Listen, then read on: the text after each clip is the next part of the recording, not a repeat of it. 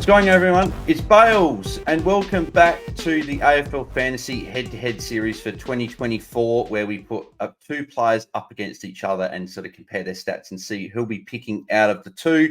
And we've got the big dog for the very first episode, and it's a good duo to be talking about as well. But I've got the Godfather of fantasy. It is Warnie from the Traders. Warnie, mate, how are you? Hey, Bales. Good, mate. Good. Very excited. This series is a fantastic series, and we are so deep into our fantasy content at the moment. I think the whole community's been up and about, and there's a lot going on. So it's a nice time to be talking about the rucks, which will be a very interesting line. Yep, exactly right. Yeah, it's almost seemed like as soon as January 1 hit, the preseason really just got kicked into gear. So, and we're getting involved as well. So we're going to be talking about two rucks. Brodie Grundy of the Sydney Swans will be taking on Tristan Cherry in this head-to-head battle. Both very, very relevant players. I'll be taking Tristan Cherry. Warnie will be taking Brodie Grundy. So, first of all, Warnie, why should people be picking Brodie Grundy in the AFL Fantasy side for 2024? Well, I guess for a lot of us, he was probably one of the first picked in a way when we saw the trade go down.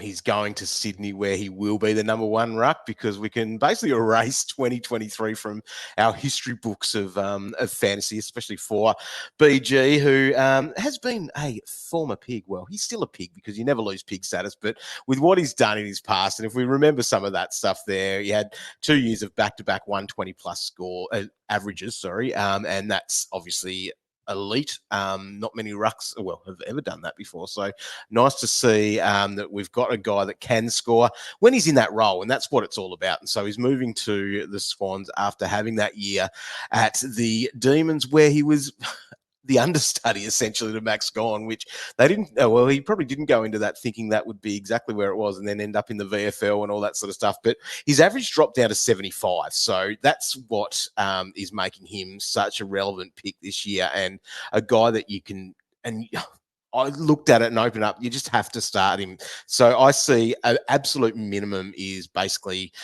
a 95 is where I'm at. So there's 20 points upside. And if we're getting 20 points upside from anyone, that's a massive win. But in the ruck line where you're getting someone at such value, so his figure next to his name is pretty nice. It's 677K. And so when you're thinking about that, well, not quite half, but you've got your big dog there in Tim English, who was a must start last year. We paid up for him too because he was priced over 100 and then obviously has smashed that. But we're looking at a ruck that has been there before in the past, and things can only be better. And a 95 will probably also put him in that range of, it's probably number 4. I'm thinking where I'm at. I've got I reckon it's English, Marshall, Max Gawn. We might talk about him a little bit later, and then I think Brodie Grundy. And as I said, it's a minimum of 95. I guess the biggest things from this, and this is where it's all about. So we see what he can do when he is solo, and that's probably the key to it all. So Laddams, I don't think he's really going to be there or shake anything up for the Swans in that. Like, will they just keep rocking with Hayden McLean as that sort of secondary ruck? Who knows what that's really going to look like? But Grundy's not a forward. I think we learnt that last year. So they're going to need to play him in the forward line a lot more. So, I guess the history is there that gives us everything that we need to. He's in the prime age, like he's 30. I think he turns 30 this year. That's where rucks are doing their thing. And he's been doing it basically since that third year. So that third season he played, the third that he was playing, he averaged 91. So it was a pretty decent effort there. And then from there, it was basically 100 plus in each of those years until 2022. And that was an injury affected one because he only played the 6 games, and we saw a fair bit of work there from Darcy Cameron in that as well. But then obviously that 2023, it was the 17 games for that 75. So pretty much it's a bit of a layup and an easy pick for me. I guess the tricky thing is the fact that they are playing opening round and therefore they will have a bye. So, the early bye, and that early bye for them is round 5. So that adds a little bit to your thinking. It's nice that it is one of the later early buys, if you want to call it that. But yeah, I think that as a ruck, you can hold that through there. It's going to be a very challenging thing with these early buys, but I'm all in on Brodie Grundy. Yeah, and I think a lot of people are as well. Just having a look at his ownership there, 52.3% as of time of recording. So a lot of people jumping on him. So as you mentioned, you don't really see Laddams as too much finish. Obviously, we'll get a gauge pre-season, see how it's tracking. But it's the first year really Brodie Grundy's been a solo ruck for quite some time. I think it would be well before COVID when he was a solo ruck. So obviously, as you said, he had Darcy Cameron, he's had Max Gawn at Melbourne. Where do you and Max Gawn's the same, and obviously we'll touch on him in a sec as well. But where do you see sort of his ruck percentage being? Do you see it being upwards of 75, 80%? Do you see it being maybe a little bit less? Where do you see that maybe currently sitting? Obviously, before we've seen any action whatsoever. Yeah, I'm feeling like it has to be there in those marks. 80% more is probably where you're looking at. That's where you probably see a lot of these rucks do their thing as well. So, even when Max wasn't rucking, at Melbourne, when Grundy was out of the side, Max was doing that. It was pretty much 80% of ruck time doing that. And then if you look at the Swans as well, so Hickey, he's retired, so it's probably worth mentioning there. He was doing, the 70% or so, but that's with, the sharing with McLean or he didn't share with Laddams at all. So Hickey was the number one ruck, but I can't see it being any less than 70% in my opinion, because I've really got a gun ruckman who, as we know as well, and this is probably something worth mentioning, is it's more about being a ruckman. It is that sort of on-baller that he was, and those pig years that he did have of the 120 pluses. That's what made him so good, because he was like that extra on-baller there. And I don't, he's looking pretty good. I'm seeing preseason shots of him. He's looking fit, and he'll be happy too. That's the other thing. I think that's the other side of it. No, that's probably not the no metric can be measured on that one of how happy he is and the stats on that. But I feel like he's going to go into this season with a bit of a point to prove as well. That's something else that I do like about what BG's able to do. Yeah, I exactly agree as well. Yeah, as you said, he's going to be so much more happier.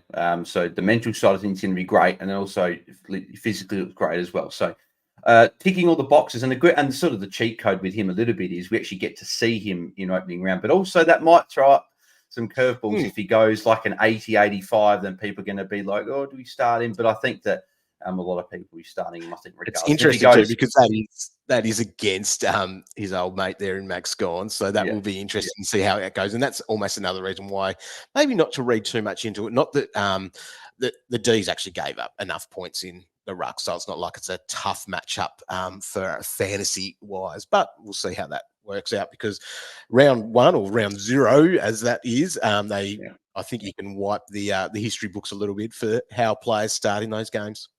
Yeah, exactly right. So, but we'll move on to the other side of the coin here, which is going to be Tristan Cherry. So he doesn't have the opening round bye, which is a bit of a plus over him, and Gawn also has that opening round bye. But Tristan Cherry, 580k, very, very cheap. He's the cheapest out of the sort of the two, and then we'll pretty much touch on all three of the rucks, as we've mentioned. So he's just a tick under 19%, so a little bit more unique than what a Brodie Grundy is, but we did see him last year playing as that number one ruck. Very, very small sample size, but so the two things that stick out to me with Tristan Cherry was in round one against West Coast, obviously, when he went down with the ankle injury. He started really well. He was on 26 points. I think it would have been just past midway point of the first quarter, and then just got his ankle caught underneath, was subsequently ruled out of the rest of the game, and then he was ruled out for at least a couple of months after that. So returned, I think his first game was in round 17. He played Geelong, and he was actually the solo ruck in this game. Had 19 disposals and 45 hitouts for 110 points. So that just sort of shows the sort of type of scores that he has got the capability of doing. So whether he's got, he should have the main share of that ruck. Obviously, Todd Goldstein off to Essendon. Obviously, your Bombers, Warnie, be playing for you guys this season. But yeah, Cherry has got the ruck, and there's not really a huge amount of data, unlike Grundy, we could probably talk about compared to Cherry, because there's been such a small sample size. Just the fact that he is so cheap. So if you look at the price difference between him and Gawn, because a lot of people, Grundy is more often than not going to be the guy that people start. It's just whether you go Gawn or Cherry. So Gawn being priced at 831k, you're saving yourself about just a tick over 250k, which is a significant amount of price. It could be a difference when you're getting I don't know, it could be someone in that mid-range of your mids, like your Cam Guthrie, Ollie Wines, Matt Crouch, someone like that, and going all the way up to a guy like Rory Laird and Andrew Brayshaw, not Clayton Oliver, Jordan Dawson, Zach Merritt, any of these guys that are up sort of over 900K and are like your bona fide uber premium captain options each week. So it could be a difference when you're getting one of those guys. So we will bring Warnie a little bit into this conversation now, Warnie.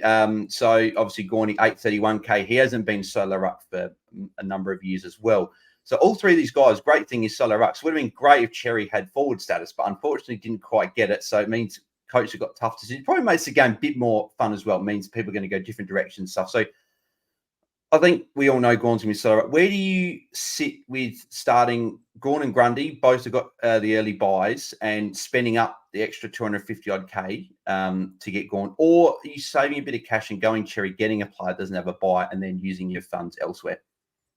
Yeah, so I'm leaning towards that. I think I do love that. This is going to be a big decision that coaches will need to make, I think, over the time, which obviously we need to, because you can only really have two of them. And I think realistically, it's between those three players. I think that's where it's at. And it's about, if it's about upside, I think it is about Tristan Cherry and also Brodie Grundy. I think they're the two that have the upside. The thing that I like about Grundy, though, is that I think he can be a 105 plus, which then gets him closer to the top of the line. So maybe I'm being conservative with what I think about with Grundy as a 95. What's Cherry going to average? Like, is he an 85 to 90? Is that where we see him at? What if you were to put a number on it? What would you think it would be, Bales? Yeah, I've got him at 85 plus, which is puts him at, I think that's about near 20 points or over 20 points of value. I haven't got quite exactly what the price stat figure is. I think is Cherry price. I think he's priced at a tick under 66. So if you get 85, you're getting over 20 points of upside. I think he's got the capability of going 90 to 95 in the realms of possibility, I think. But as you mentioned, I do think Grundy, we have seen it before in the past. He's got that 120 everything. I don't think he's going to average 120, but I wouldn't be shocked if Grundy would average 110. Like, we just know that that's what he can do. He obviously is like an extra midfield around there. So I think because Grundy has got that sort of, you're probably a bit feel more confident with him. And Gawn, we know, can go so much better as well and go well over 100. If you want the safety, it's probably locking those two in. Whereas the thing with Cherry is you're saving a lot more cash and you're going to be getting a guy that you'd like to think will average around that 85, 90, potentially 95 mark if everything goes well. So do you have Cherry about the same, 85, maybe a bit more, maybe a bit less? I think I've got to be thinking about that 85 range, and I'm trying to pump out my draft rankings at the moment. And that's almost about where I've got him. The low 80s, just giving that a little bit of a look there. It's tough. I feel like when we're talking draft that he could push and knock on the door of that top 10. But where you're seeing with the Gawn and the Grundy is that they can both be 100 plus, and therefore a 3 and 4. But in saying that, who knows what could happen with Rowe Marshall and Tim English? You'd be a brave man to say that they're going to be better than them, but that gap is certainly going to be bridged on where that was this year from those, the 3 and 4 ruck, I think, to where Rowe Marshall and Tim English are. Yeah, agreed. And just quickly to touch on Gawn as well, what do you see Gawn averaging this year? Obviously, we've seen him go over 105 multiple occasions this solo ruck. And I think last time we saw him in solo ruck, I think he went 111 average. And I think the following year averaged 108 with Jackson starting to integrate a little bit in the side there. So what do you see him averaging this year? And even his numbers last year were fantastic when Grundy was sitting in the VFL. So I think I'm playing pretty conservative. I think that's what I need to do with my draft rankings a little bit. But a 105 is where I sort of am penciling him in at the moment. But it could be, a 105 to 110 is a nice little range of thinking where he could end up. So, yeah, it's just those big decisions that you could make. That's massive upside as well. If you're thinking he's going over the 105 mark, then he is a bit of a must start for you, I think, of what he can be doing. So that's where, but this is what the tricky thing is. This is why this is such a good question, I guess, this versus here of these two players is that how much does that not playing opening round for Tristan Cherry there, how much does that actually factor into your decision making? Because you don't have to worry about a buy. You don't have to think about, right, this is where my side is going to look, especially when there is some other value around. But in saying that, it's going to be really, really hard to go away from those two big dog rucks. Yeah, agreed. It's going to be a very, very interesting call, which two of the three we go. But the time has come to decide who you'd be picking out of Grundy and Cherry. So, Warnie, you'd be picking out of the two if you could only pick one of them? Yeah, I'm just going to go with Grundy and deal with the consequences of the buy later. But yeah, I think that's where I'm just going to have to go because it is ridiculous value. There's more value in Grundy, in my opinion, over saying old mate Cherry, but only just. Yeah. Yeah, I agree. Yeah, it is. I think it is definitely closer, I think, than what the ownership says. So that like 50 odd plus % of Grundy and just under 20% of Cherry. But yeah, I think Grundy, as we mentioned, the sort of the stats for, like, I think just the optimism of and sort of expectation that we probably as a fantasy community have on Grundy is that we know how good he is, and we all expect him to go at least 95 plus, and we're all sort of hoping 100 plus, maybe close to 105, and maybe even touch 110. But I think it's going to change. It could change. Like opening round is people are going to change their sides so much after opening round because we've got so many relevant players that we'll probably talk on the head-to-head series. But you've got like your Taylor Adams, your James Jordan, Jack Billings as like your sort of your mid-price options. You've got Gorn and Grundy.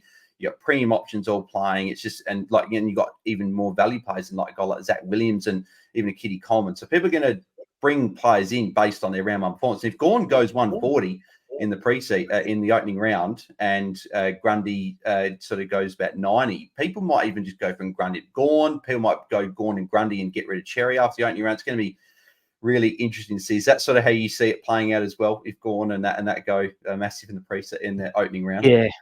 It is. It's going to be super interesting because obviously those round zero scores will affect price changes too. So that might be the thing that you might need to consider going into round one. So that price jump is going to be important, and obviously where that buy sits there. So if you're looking at some of our players there, let's think about Grundy, for example. So the Swans, they have that round 5 buy, but they're only, when I say only, sharing that with Collingwood. Are there many pies that we are really going to be picking? That's going to be the question there. And the same probably goes for Max Gawn too. There's probably fewer Tigers that we're even looking at in that position. So, so they've probably got nice buys where you can probably ride them if you need to. So I think any of the buy rounds, there might be one or two premium or mid-price premium options that you can be picking with those ones. So it's going to be, we don't know the answer. That's what's going to be so exciting about this year, is that we don't know what's going to work and what's going to be right. And we can talk ourselves into plenty of different things. And that's what this time of the year is all about. Yeah, exactly right. And that was what I was going to quickly touch on before we finished up as well, just about, starting both Gawn and Grundy's, that both of them have got the buys. So yeah, you see that as being a valid play because the other teams on the same buy as them aren't really you're not going to have too many of them. Yeah, if they were sharing the same buy, that would probably be a bit disastrous. But I think the fact that they've got separate buys, but then that might affect how you pick your players too, because it might mean that you're putting a line through Taylor Adams because that upside may not be there. But then what if he goes and busts the 110 in that round zero, and we see that he becomes that must-have mid-forward, because we all know what the forward line looks like at the moment. Yeah, looks like a bit of a dog's breakfast if you ask me. Not too many good options there, but that'll do it. I think it's with that. I normally ask you who you've got in your side, but I think obviously it's been said, but both of us have got Cherry and Grundy in our side. I'm assuming that's correct. Yes, currently that is, but I think Max Gawn could certainly be there as well. Yeah, Grundy and Cherry being there for me. Yeah. Yeah, Grundy and Cherry there for me at the moment. I just that 250k for the structure I'm looking for at the moment does help a lot, and it also helps me get. Which probably goes a little bit with the idea of almost the guns and rookies thing this year. I think that's something that we are probably thinking about, because I'd prefer to have those big dog midfielders when we're playing those best 18 in those early rounds. That might be the way that why I'm probably thinking a Grundy and a Cherry could be the go. But Max Gawn has a lot of value too if you think he's going that 105 plus. Yeah, yeah. I even had that sicko sort in my head, just putting Cherry on the bench and putting Grundy and Oh, Gorn on just to get that the sort of the loot and stuff. But I don't, you can't do that. Can't spend the 600k on the bench. But yeah, but no, beautiful. Thank you very much, Warnie, for jumping on the first episode. If you did enjoy the video, guys, make sure you do leave a like as always. Subscribe to the channel if you haven't already. Big things coming on the channel this year. We've got plenty of content coming up for you guys. And me and Tim will be back behind the mics this Sunday doing our, it won't be a live round review. It'll just be us talking through our teams and our opening round thoughts. But yeah, we'll be talking through that throughout the season. Then we will be doing our live round reviews as well. Warnie, mate, thank you very much for jumping on. What can the people expect from you for the rest of pre-season and heading into the season proper?